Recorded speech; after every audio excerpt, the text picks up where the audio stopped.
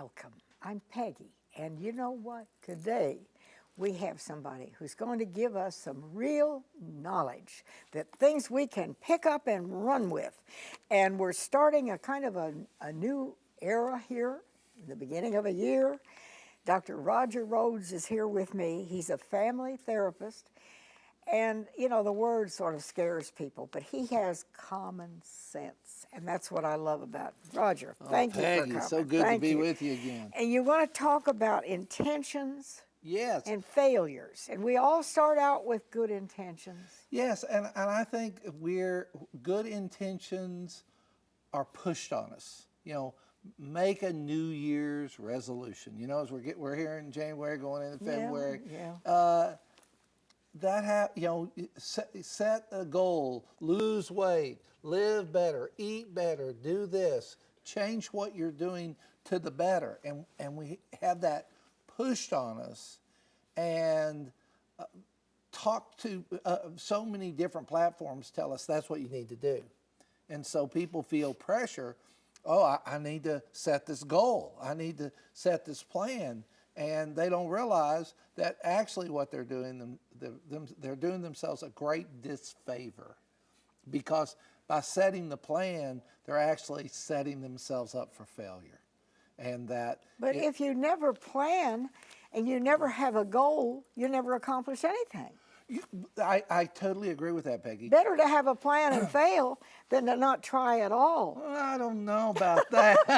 I heard that growing up, but I think if you feel like a loser, or you feel like a failure, or you feel like I'm not enough, and you set a plan and you fail at it, it's only going to reinforce negative thoughts about yourself. So I don't really look to that. I don't encourage people to make a plan.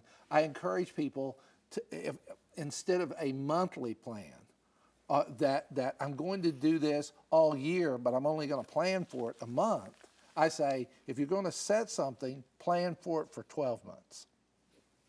Have marks during the year, about every month, check in, look at what you're doing, look at what you need to change, and reset, set and reset, set and reset, set and reset. And if you do that, what we find out is then by October, November, you're still with the plan. You're still doing that. You're still achieving. And that in and of itself is a success. So even if, let's say, my plan was to lose weight and I'm following this diet plan and I'm not losing weight, I can at least say I'm following the plan and I'm doing that successfully. So I'm good at that.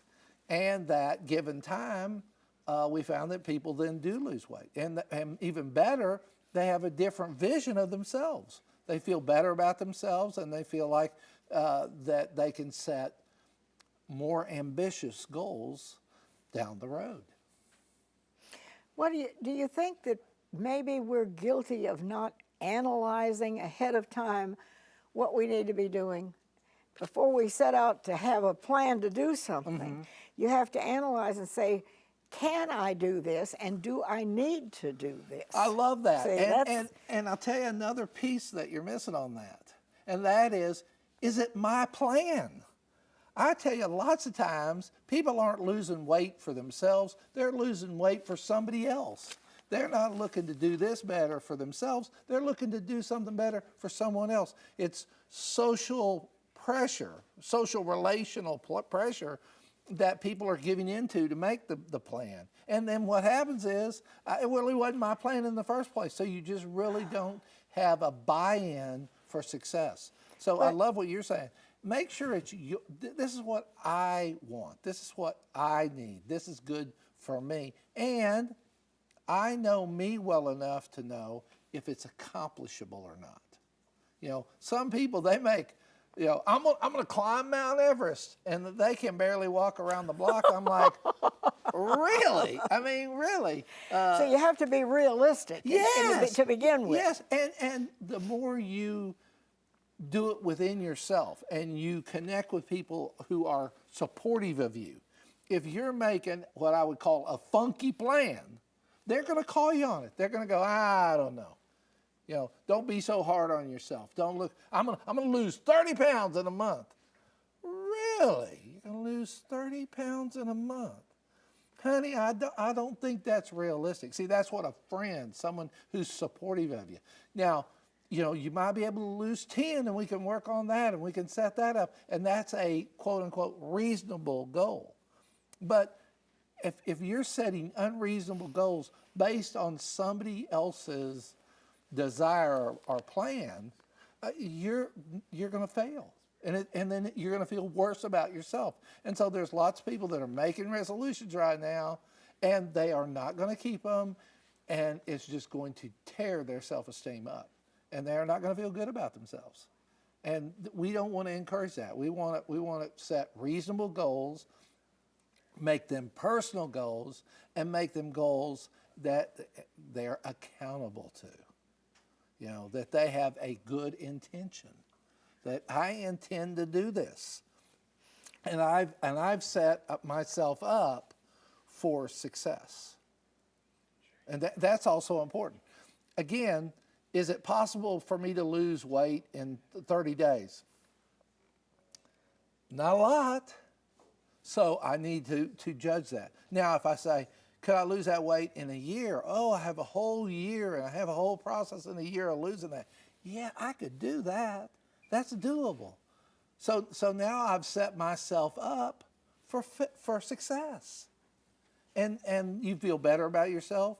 And a part of what I've implied here is it takes a team to do that. You know, if I'm going to lose weight, too many times people are going to do it within themselves, and then they say, well, nobody's watching me anyway. Nobody cares anyway if I eat this or if I gain this. I might as well. And so they fall off the wagon, so to speak. But when I'm sitting with a group of people and I have to show up, and it's like saying, I'm gonna read this verse this week. Well, if you say that to yourself, you know, you may wait till the last minute, may read it, may not. But if I know I've got to show up to that meeting and they're going to ask me about that verse, whoo-wee. That is a thing that is going to encourage me. So I certainly encourage people, get people around you. Not negative people, positive people. You know, there is a reason, I like to say, Peggy, why a football team has cheerleaders. And it's just not to watch them jump up and down in short skirts. No, because a cheerleading team encourages people to cheer, and then the team hears the cheer, it encourages them, and they play at a better level. They just play better because they feel encouraged. Well, we're no different as individuals than a football team. We need a cheering squad. And we need people to say, you can do it, you can do it, you can do it. And when you feel like giving up, they kind of chant, don't give up, don't give up. And then they do that by saying, have you done it? They have that accountability. That's huge. It's huge. Okay, now this brings something else to my mind. Okay. If you are a parent and you have kids in school, all different grade levels, Right. and you want to be an influence for positive ways to help that child achieve whatever they're capable of achieving, the best way to go about it is not to hammer them. Have you done your homework? You better come home with a better grade. Yes. There must be a better way to be supportive and helpful. Well, one of the things I've heard, Peggy, is that there are two basic parenting styles. There is stick parenting child, where get it and hit them and hit them and hit them and hit them and get them to the goal. And the other is a carrot parenting style, which you say, here's the carrot. By the time you reach it and get the carrot, you'll have achieved that goal. And there's where, in counseling, we're encouraging people to move away from the stick, even though as old style back in the old days, they were good with the whip. But to move to the carrot of saying, you know, I want you to do this, and I know you're capable. I know you can do it. Yes, yeah. But what I don't know is what's your attitude. And that's the step above parent. That's the person who's doing the extra special parenting. that takes time, that takes energy, and the biggest thing it takes is listening. You know, that a lot of parents do not listen to their children. They have their idea, and they're living the things that didn't go well in their life through their children. And then they wonder why it's so bad. That's a bad parenting style. You don't need to do that. No, what do you want? And I want the same thing, and how can I help you get there? How can I be, and I want to listen, how are you best encouraged? How can I best cheerlead you? And you see, Peggy, I love, you see some parents, you know, you go to church and you see some parents, and they're like, I love, you know, the Spock move, you know, where you grab kids. I seen some grab their kid, and their kids straighten up and do that, and I'm like, oh, buddy, the minute that kid gets big enough and gets the ability to drive a car, he's gone.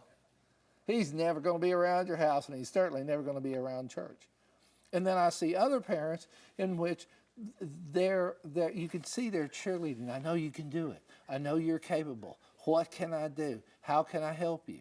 And as long as I'm not doing it for you, see, that's too much cheerleading. Mm-hmm.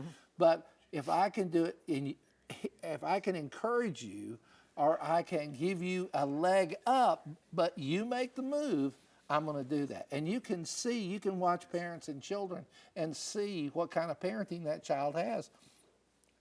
By the way the child responds, you can see what kind of parents he has. That's interesting. Without a doubt. And I think children, as they grow up, and if they've had that kind of parent we were talking about, they do better in life. They just achieve better because that's what their norm is.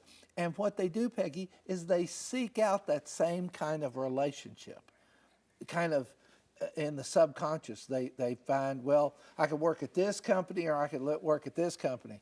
This company, you got somebody real harsh and with a stick going like this. And here you have somebody who's kind of like a cheerleader. I think I'm going to go over here.